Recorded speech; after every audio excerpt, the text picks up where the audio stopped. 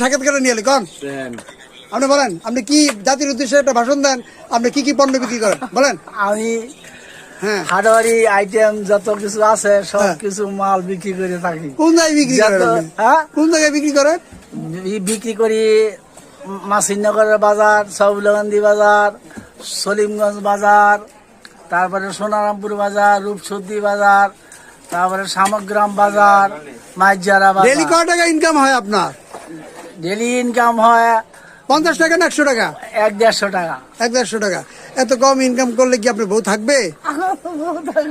হ্যাঁ, বউ থাকবে না, তাই দেশে কাজ করবো না, কি করবো ভাই? ও, আপনার দেশে কাজ নাই। আচ্ছা ঠিক আছে, আপনি কাজকর্ম খুঁজেন, আমিও দেখতেছি। যদি কাজকর্ম পেয়ে থাকি তাহলে আপনাকে ইনশাল্লাহ আমি জানাবো।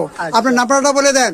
0185 018523906 যাক, আল্লাহ ভরসা, আমাদের বড় ভাই কাজ নাই, তাই আপনারা এই বড় ভাইকে কাজ দেওয়ার জন্য আমি আপনাদের কাছে, সকলের কাছে অনুরোধ জানাবো, আপনারা তাড়াতাড়ি কাজ পেলে আমাকে জানাবেন, আমি বড় ভাইকে কাজ দিয়ে দেব।